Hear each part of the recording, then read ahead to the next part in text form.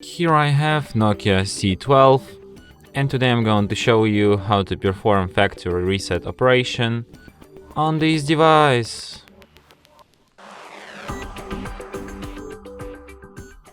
So to do this, firstly you have to open settings, then you should go to the system section, select reset options, then tap erase all data factory reset, tap erase all data and once again, and after that device will be restarted in about a minute or so.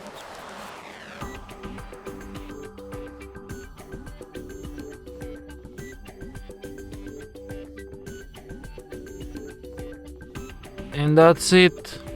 Thanks for watching. If you find this tutorial useful, don't forget to hit that like button and subscribe to our channel.